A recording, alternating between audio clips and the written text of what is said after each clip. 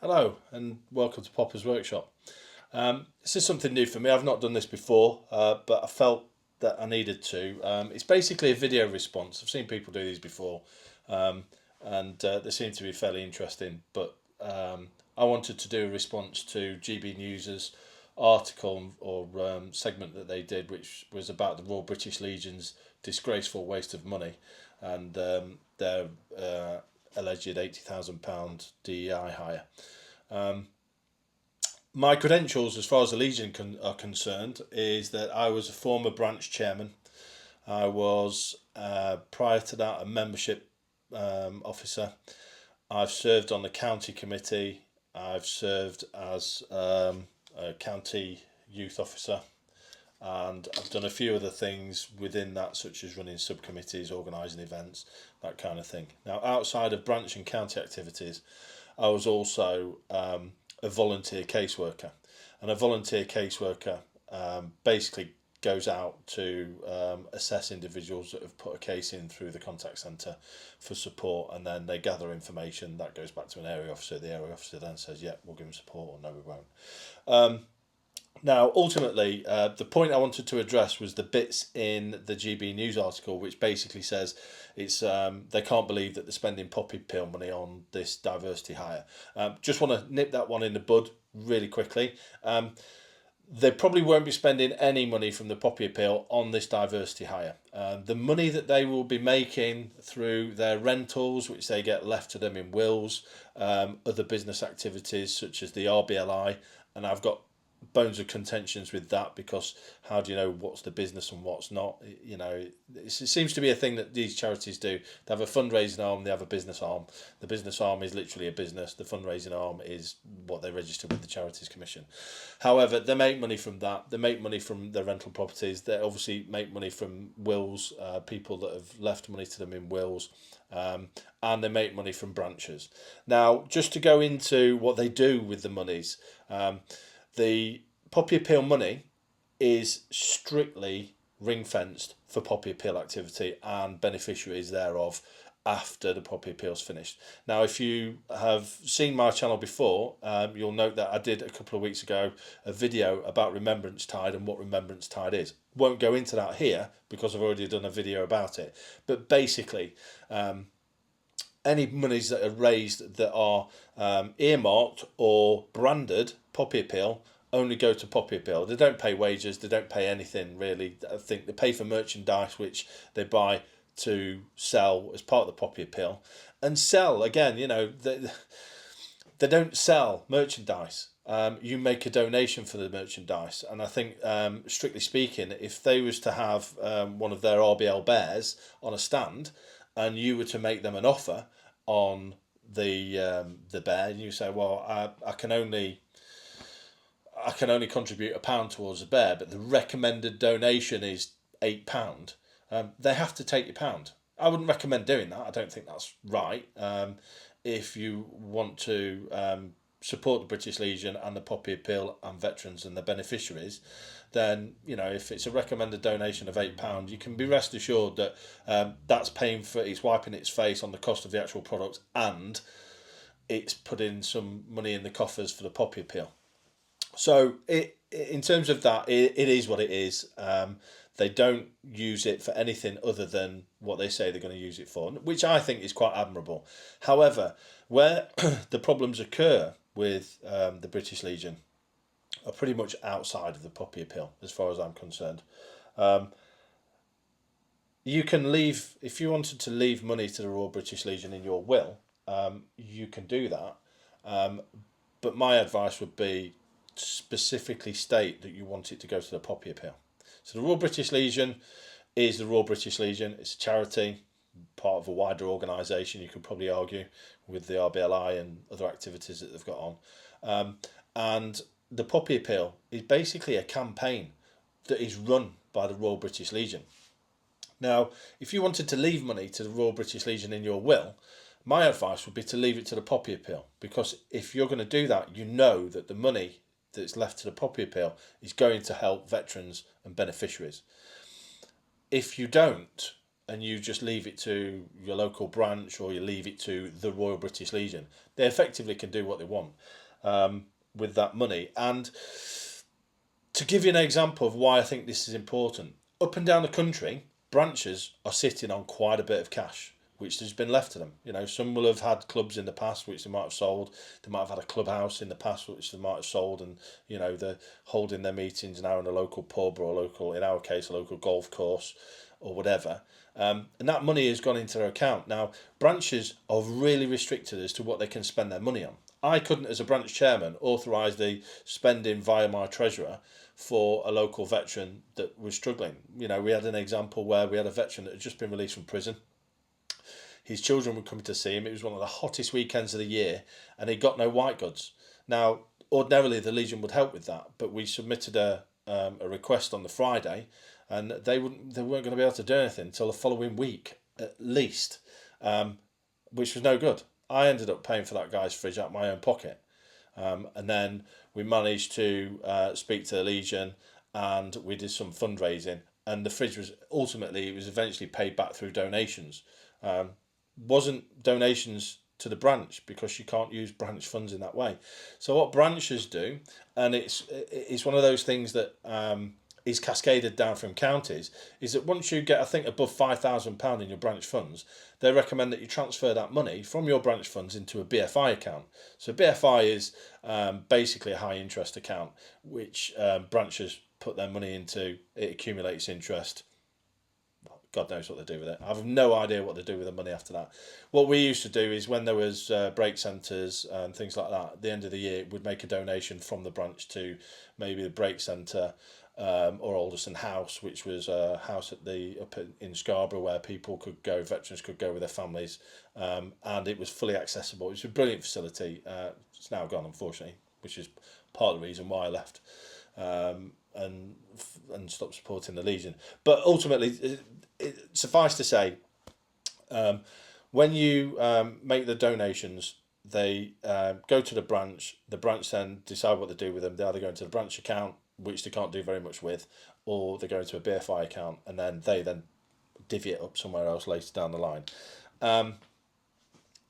In some cases, they don't do that. The BFI accounts, I seem to recall when I was in a county meeting that some branches have got hundreds of thousands of pounds in accounts. So they say they've got this 39 million or 40 million or whatever the figure is that they've got at Hague House. I'm fairly certain that doesn't cover what is tucked away in the slush funds of the branches. So the branches will probably have, I would say, easily a couple of million stashed away, which can't be used. You just can't use it. There's no mechanism within the Legion that will allow you to spend that. So that's an issue.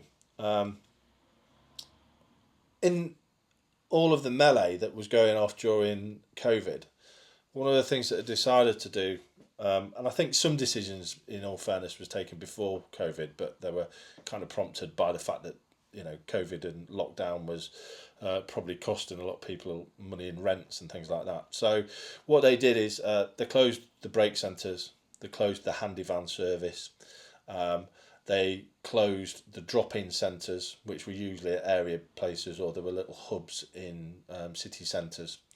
And what they've also done is they've basically removed almost all of the services that most people were using. Most people, the handy van service was really well utilised. The break centres were really well utilised, and their argument was there's more cost efficient ways of doing it. So I know that when I've submitted a request for a veteran and his family to be sent on a break, they've sent them to Centre Parks, right, which ain't cheap. I take my grandchildren there, so Centre Parks isn't cheap, and they give them some spending money, which I'm not against. I don't have an issue with that. But what I do think is, if you go to Centre Parks with £100, if you go to Centre Parks with £150, you'll get significantly less at Centre Parks than you would if you went to Alderson House in Scarborough for your £150. And I'm talking evening meals and snacks, and what you would typically spend when you're on a holiday or a break. So I don't think that was particularly well thought out. Another thing that they did is they went from changing the logo from that logo there to, I don't think I've got anything with the new logo on. to the new logo, which is basically a big R, a B and an L. Now, I went to a couple of the town halls that they had about this, and it was they'd already decided that they was going to change it. By the time they'd engaged people from branches, they'd already made the decision they were changing the logo. They'd already made the decision that the logo that they wanted was this. And how did I know? Right, it was dead simple. When we was in those meetings, and there's quite a few chairmen that was in the meetings that had that came to the same conclusion as me, we could feel that we were being steered towards saying, yeah, this is a better logo, or yeah, this is that, and almost without any kind of division, all of us that were in attendance said, well, it's not required. This is a waste of money. Why are we spending this money rebranding? Because you feel that the branches and the British Legion and the Poppy Appeal are getting confused. And so the idea is that that just the Poppy is the Poppy Appeal, whereas that is the Royal British Legion, the wider Royal British Legion. How does changing that to an R, B and an L make that any more clearer? I don't get it, right? So that was an issue. I had a problem with the way that it was closing services down, the limitations that they were putting on things. And then we had a couple of things that had cropped up, which I used to be a firm believer that if you don't like something, you have to be a part of it to change it. And there'll be a lot of people that probably say, yeah, okay, I agree with that to a degree. But we really did make some changes at Workshop Branch. So one of the things that I had was a veteran that came to me, and he was having difficulties processing his Armed Forces Compensation Scheme, AFCS, appeal. So I sat down with him and just went through the paperwork, and it looked basically simple, that all he had to do was prove that he'd got PTSD and prove that it was attributed to his service. Does it look simple? Yeah. Not for a veteran. Not for somebody that's suffering PTSD. How on earth are they going to do that? So he went to a doctor. The NHS sent him to a doctor in London. And the doctor had authored his report. And basically, in the wording of his report, the doctor had said, Mr. Such and Such is showing symptoms of PTSD. Went into some small details, like a 2-page report, which this veteran submitted back to Vets UK. Vets UK immediately, almost without a shadow of a doubt, pinged it back and went, yeah, that's not sufficient. So I get a phone call again saying, well, why is this not sufficient? And the response from Vets UK is, the doctor is asserting that you have symptoms of PTSD. He's not explicitly stated that, yes, Mr. Such and Such has got PTSD. And it's attributed to his time in service, which can be narrowed down to this particular time in Afghanistan. Again, bottom of the letter states, your appeal is time bound. You have until this date to provide us with further details, or we're going to close the case and you can't reopen it. So I did quite a lot of digging around. I've worked in access to work for a lot of years anyway, so I'm used to working with people with disabilities and specialists in the field. My initial task was to try and find somebody who was a trauma specialist. I found a retired female RAF officer who specialised in trauma, and she was based in York, and I can't speak highly of her. She was absolutely fantastic. I think the cost of the report was something like £325 or thereabouts. I can't remember. So we phoned the contact centre to see if we could get help with funding for this private assessment.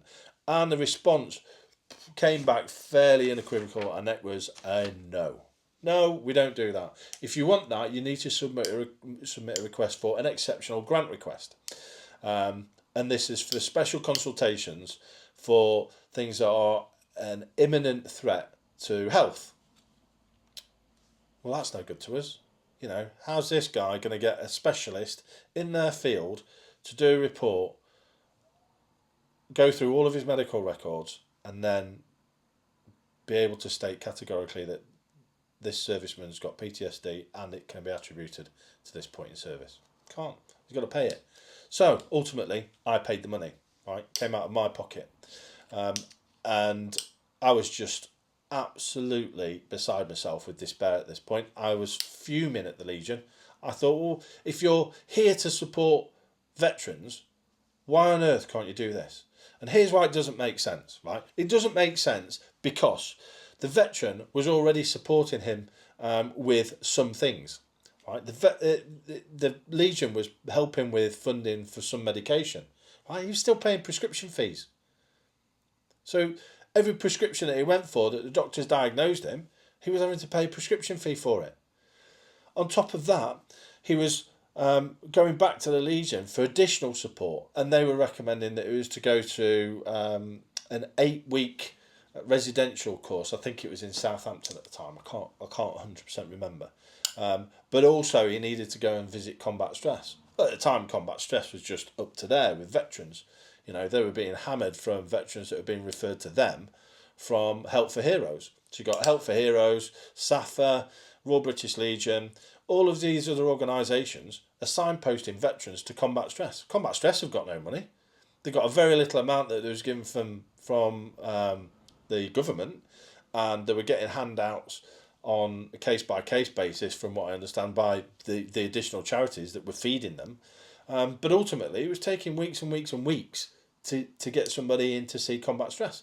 When we did go and see combat stress, bearing in mind I was taking him to these meetings at my expense with my fuel, not that I begrudge that or anything, it's just that the Legion didn't facilitate that. And I want to make it clear that all of this stuff, the Legion are meant to be helping veterans, and they weren't. And I'm not on my own in this. Lots of other branches have got members that do similar things, right? So I'm not on my own. I'm not one in a million. I'm probably one in a couple of hundred that's doing this. So we went to combat stress. Combat stress came back and said, yeah, we can do a report, but the report is only going to be of any use for the referral for residential care. Okay, well, that's no good. We've got a guy here who works, you know, and he's supporting a family, and he's really struggling with that. And on top of that, he's got his mental health issues. So, you know, I found the support that we could get for a local veteran in that particular instance absolutely dire. Right, I was disgusted. So I came back, spoke to the branch, and as usual, when I was speaking to the branch, it was usually because I got a gripe with the Legion.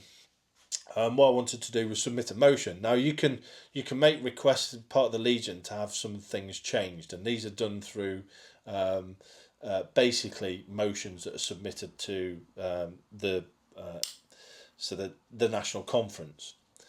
And all branches get an invite to national conference. They send their delegates. The delegates, if they want to put a motion in, submit a motion. If they don't, they vote on the other motions that are being submitted. So Worksop branch put this motion forward. Now, this is the first time I've been involved in anything like this. So I was really at the behest of the secretary of a branch, who was absolutely great. And I think he's actually now the chairman of the county. Again, another thankless, unpaid task. But here we go. So the motion I wanted to put forward was this. This is a motion requesting that the current process of requiring an exceptional grant request for special provision consultations and medical reports that are required to appeal AFCA rejections is reviewed, and a specific process is put in place to support veterans that need specialist reports for the purpose of appeals and not immediate healthcare needs. So that was the important part. The exceptional grant request was really only for immediate healthcare needs. We propose that the definitive policy on the funding of private consultations for the purpose of AFCS appellants, where the requirement is not for immediate healthcare purposes, but to meet the specific criteria required by Vets UK and AFCS, right? Because they are very narrow in the criteria which they submit, and you know, like I said, veterans struggling with these issues would have a real problem here. So the response I got back from our secretary was that this is going to be rejected because basically I've used too much terminology and wordage. So he submitted this on my behalf to county, Nottinghamshire County. This conference requests that the Royal British Legion embrace a policy that guarantees funding for all private specialist professional consultations and medical reports that are required by veterans to appeal Armed Forces Compensation Scheme rejections. That went to conference. It was voted on pretty much unanimously. There were a few, I don't think there was any abstentions, there was none against. But basically, I had 5 minutes on the podium just to explain why I wanted to do that. I explained pretty much what I've just explained here, and it went down a storm. Everybody was like, why aren't we doing that now? Why is this something that we've got to submit a motion for? Everybody was bemused at why we was having to do this. And I couldn't get my head around it. I really couldn't. So it got passed, and we went through the whole process of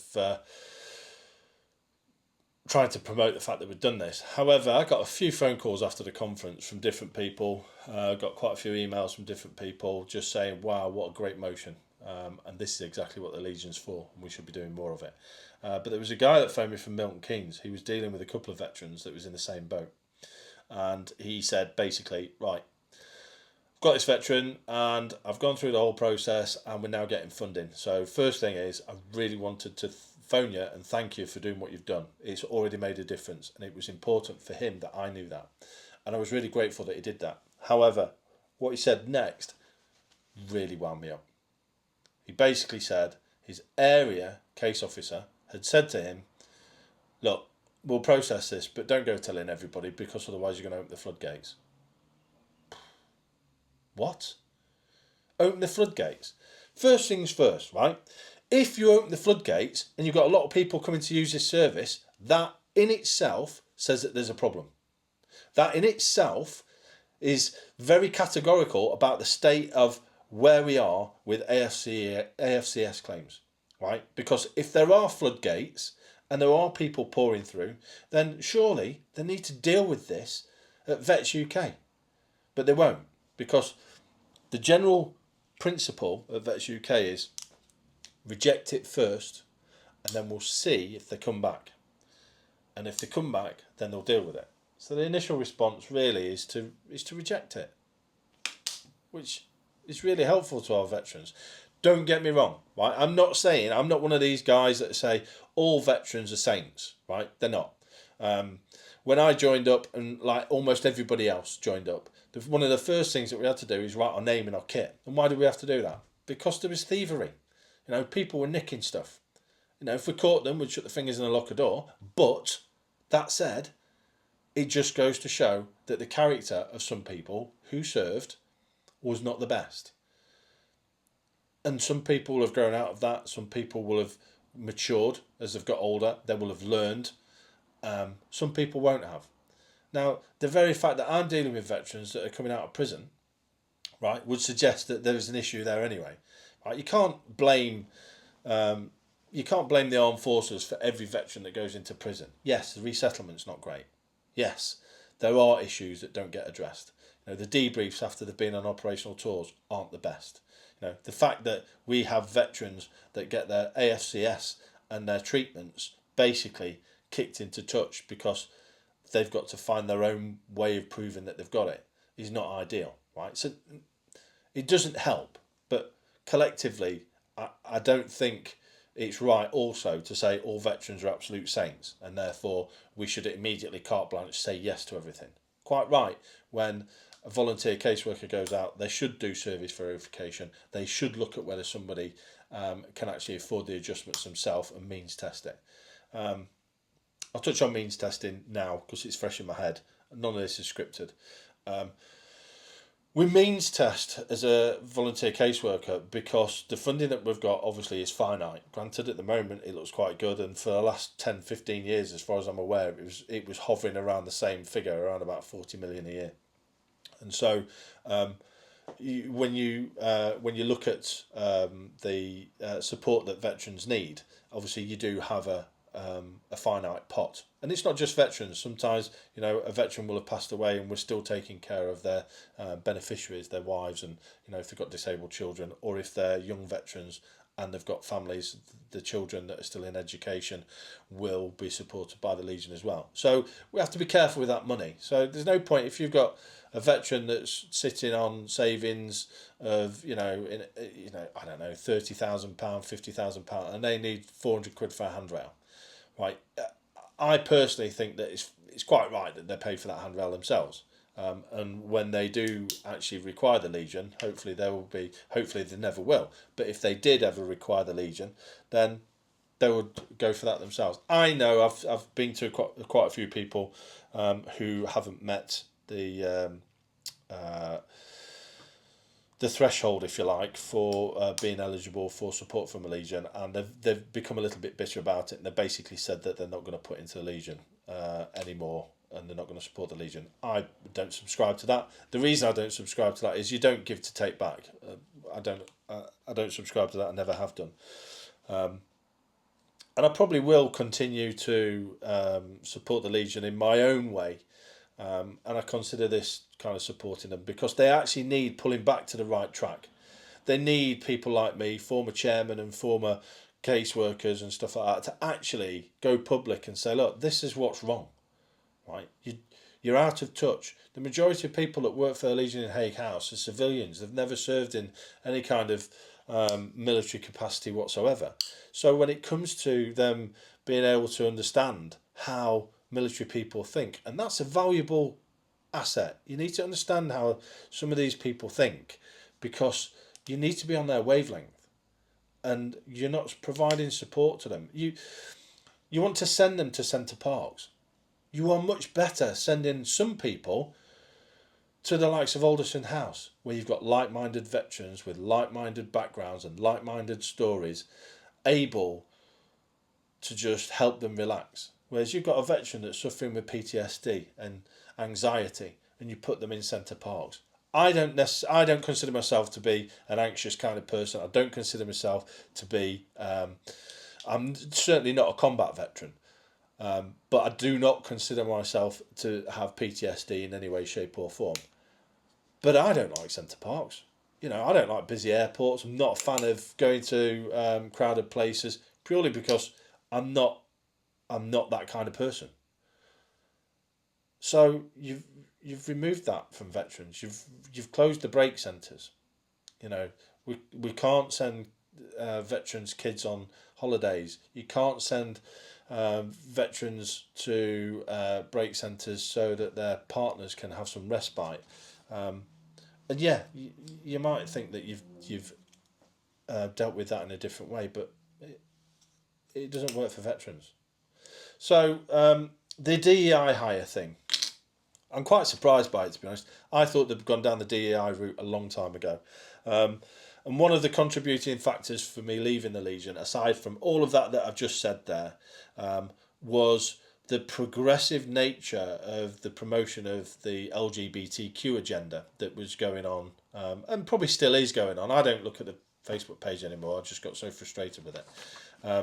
But one of the things that really frustrated me was the way that they were utilising their logos and the LGBTQ branding across, quite iconic World War One logos and, silhouettes and stuff like that. And to be honest, quite frankly, I just felt it was inappropriate. Now, I wouldn't say it was a straw that broke the camel's back, but it certainly didn't help. So when it started happening, I started reading the comments, and the comments from the Legion were very, very poorly worded. In fact, I would go as far as to say they were actually quite derogatory, calling people dinosaurs and basically stating that the Legion was better off without them. You won't find those comments now. I submitted a complaint. I don't know whether it was just my complaint or whether it was quite a lot of other people's complaints, but some of these comments were removed. But I want to just read my resignation, if you like, from the Legion. I started it with informalities because I knew who I was sending it to, but for the purpose of this, I'll start with Mr. Deputy Chair. As discussed, this is not an all-out attack on the LGBTQ approach, but I do feel that we are a veterans organisation, and these things shouldn't matter in the same way that black lives or gender shouldn't matter. I've served with black, gay, female comrades, and in almost all cases they outrank me, so it certainly isn't anything that was new to my intake, not by any stretch of the imagination. Now I'll just expand on that. It was illegal to be gay when I was in the army, and certainly my troop sergeant, she was gay. Her partner was in another squadron. They lived out in private accommodation in Aldershot, and it was common knowledge. Everybody knew about it. Nobody really cared. Nobody cared. I don't know of anybody that had an issue with it. That said, I wasn't on the receiving end, so she may say differently. Aside from that, it wasn't something, she didn't wear it on her sleeve. She came into work, she did a bloody good job, and she went home at the end of the day. And that was it. I think there was one issue with an officer that took umbrage with it, and I think this was a personal thing, and I've got the feeling that this is in the end why she ended up leaving, and I would be appalled by that if that is the case, but the different times, we shouldn't go judging on that. Anyway, I'll continue. What's next? Are we going to have BAME or Inc branches? At a time when the Legion should be showing that these things don't matter to us, we seem to be segregating people back into their little corners. Perhaps it's time for the women's section to make a stand again. Now, I'll explain this bit. The Royal British Legion basically ended the women's section. There used to be a fairly common thing that you would have a men's branch and a women's branch. And I personally, as a progressive within the Legion, felt that was a good thing. It didn't go down very well to a lot of the people that was there. A lot of those people that was in those women branches have been in them like 40, 50 years. They've been in them since the end of the war, and their parents had been in the war, and their grandparents had been in the First War. And so it was something that was near and dear to them. I don't think the Legion did it particularly tactfully. However, I am supportive of what they did, because I personally benefited when we had our women's section. Basically, part of the branch. The women's section are fantastic at raising money. I think you would probably find most of the poppy appeal stands, especially in my area, are manned by women. I get the irony of that, manned by women, but I'm of a generation, and I will continue to use that term and stand by that. So they have done some great things, but what they did do is they got rid of the women's section, and then they started introducing new branches. Now, some of the branches I get, I get the Remy branch, and I get the bikers, the riders branch. The riders branch are absolutely superb, and I 100% get that, and I'm behind that. But then they started bringing in the LGBTQ branch. Well, certainly since the 80s that I know of, they've been fighting to have equality. And the idea of equality is that they can just come to a branch and be part of a branch and be like everybody else. And then the next thing, we're creating a branch that they can go to and segregate themselves. Now, I've had people say to me, well, there's nothing to stop you from going to an LGBTQ branch. But what's the point? Really, what is the point?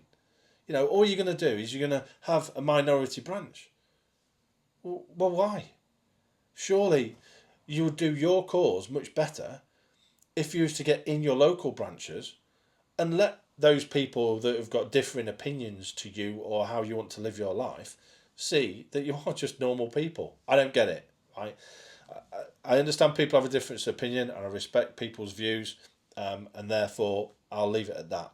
But I was very supportive of getting rid of the women's branch, not so supportive of having LGBTQ branches.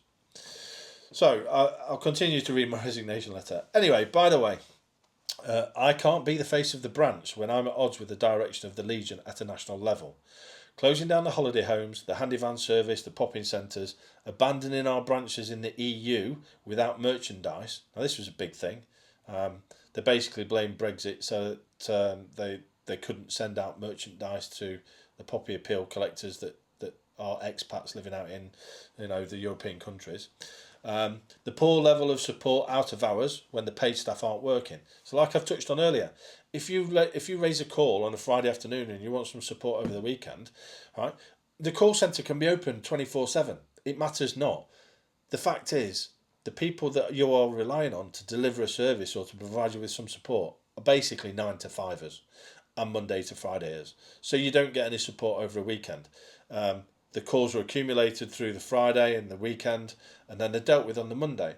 Now, who's been on leave, come back, and you've had a whole inbox of stuff that you've got to deal with, and then you find you've got to work your way through all of this. So the support almost gets depleted because branches can't deliver any support.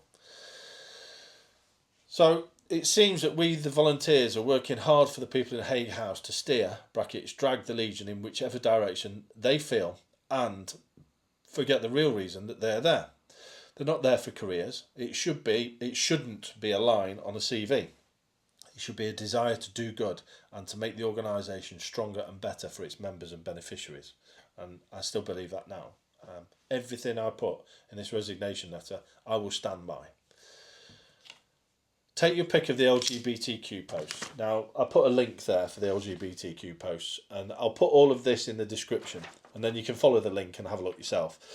You'll find that most of those comments from the Legion have been deleted, so there probably just looks like a load of one-sided bigots on there arguing with nobody, and that again is a frustration. They should have left those posts on there, and they should have stood by what they've said, and without trying to make people look stupid.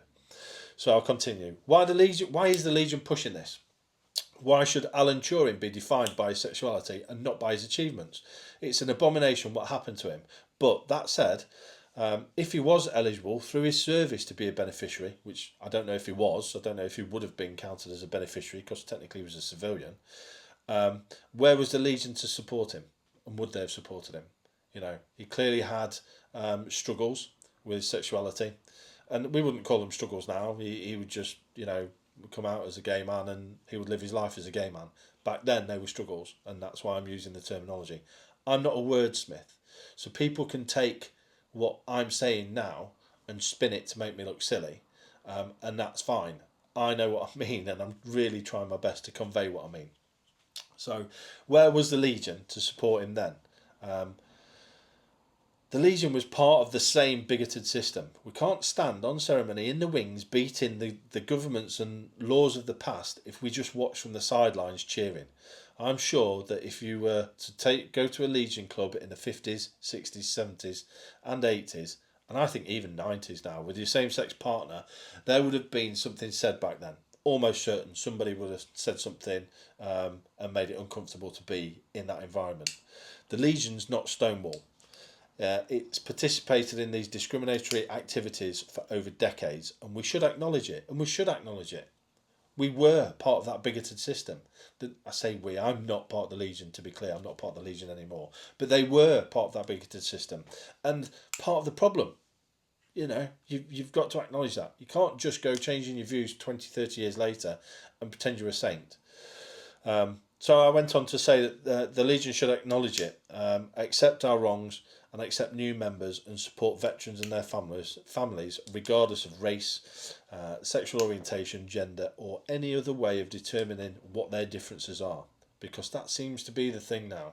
We seem to be living in a divisive society where we want to divide everybody into their own little tranches and then, treat people differently based on that. And the Legion shouldn't be doing any of that.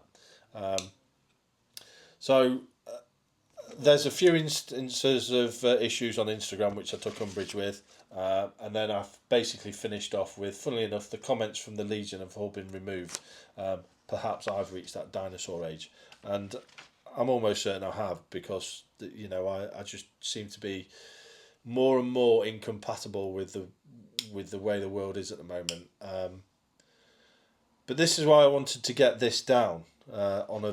In a video response. The Legion is broken and it's not doing what it should be doing. More and more people need to be standing up and saying what their experiences are of the Legion. Some of them will be good, I'm certain of that. I know lots of people in the Legion who are stalwart people. Now, we went through almost like a renaissance period in 2018. It was the 100 years anniversary, if you like, of Armistice. And so I had a task back then, which I set myself, was to have 100 members in the branch. We were at about 44 members.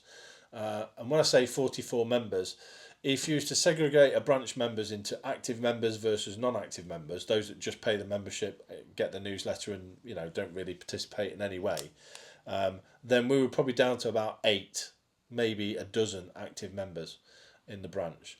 Now, one of my goals was for 2018, the 100th year anniversary of the Armistice, was I wanted to get up to 100 members. We ended up with about 103, I think, in the end.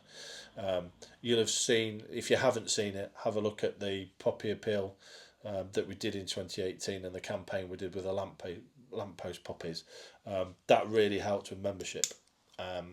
Wasn't just me. Again, I'm not saying that I'm the only one that's doing this, but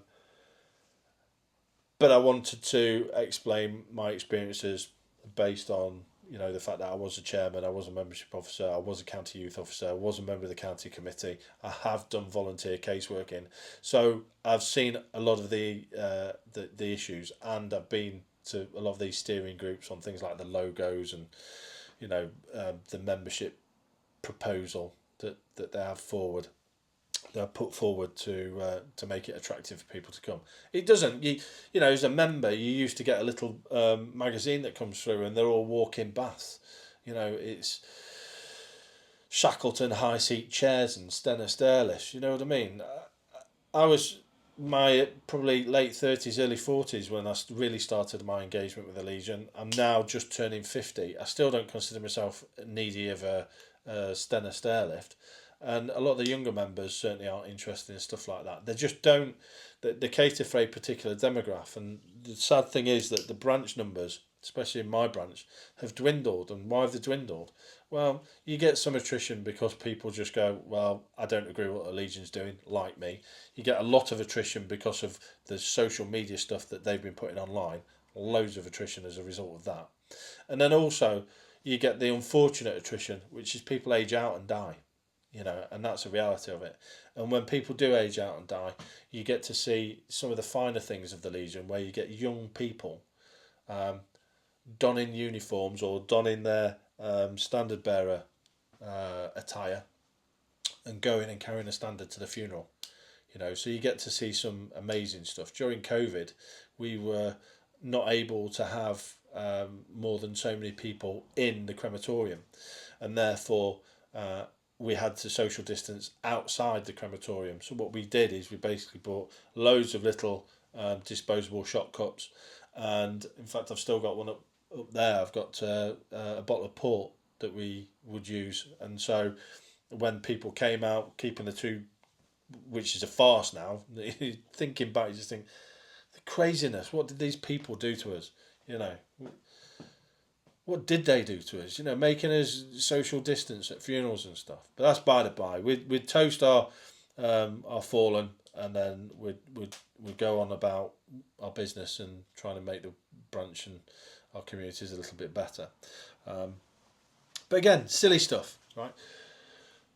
I'm flying off at a tangent. This has probably gone on too long now anyway, but things just keep coming to me. I remember in 2018, we had this GP90, which is a Great Pilgrimage 90. It was the 90th anniversary of the original pilgrimage, which took place 10 years after the war. So in 1928,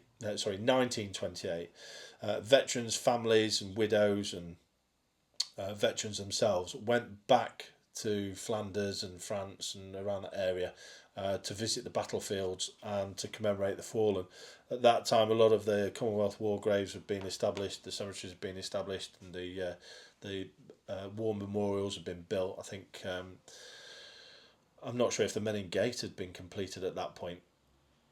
But so there was a big commemoration 90 years after that, which took place in 2018, where they wanted to get as many standard bearers together and march through Ypres. And it was a spectacle, it really was, and it was something that brought a lump to my throat, and it still does even now when I see the Festival of Remembrance and I see those guys with the standards marching around to the March of the Royal British Legion. It still puts a lump in my throat and makes me proud. I'm just not proud of the leadership of the Legion. I think what they've done is disgusting, and I think they're steering it in a terrible direction. They need to be a little bit more brazen about the way that they do things. So at the time, branches were struggling to get standard bearers. Now, typically branches, the age demographic is about, well, it's probably, the average age of a branch member is mid-60s. And so you would find that doing that march in Ypres would be a significant challenge. I'll post a bit of the video for GP90. I might actually just post the whole thing. It's quite long, but I'll post a bit of it in this and you'll be able to see what I mean. However, going back to my original point, the branches couldn't get standard bearers. As a result of not being able to get standard bearers, we looked to volunteers. Now, in my branch, my son was our standard bearer, and he was a serving member of the Royal Air Force. Still is, I think. But we also had affiliations with the local cadet units. Now, as a county member, I was responsible for, I think, about 6 branches. And some of those branches were struggling to get members to be standard bearers and attend over at EPA. And the deal was they wanted to get as many standards over to EPA as they could, because I think they recognise that this is likely to be the last event that they'll be able to do. So with that in mind, my son said he would do it, but the deal was that he wore his uniform, his service dress, which I think is perfectly admirable, it's respectable, and I think it makes perfect sense. The cadet units would be wearing their uniforms as well, so they would attend and wear their respective cadet uniforms. Now, how did the Legion treat these? They made them march at the back of the parade. All the branches that didn't have a standard bearer wearing Royal British Legion mufti had to march at the back. I was disgusted. Absolutely disgusted. In fact, I thought at the time it would be better for them not to attend.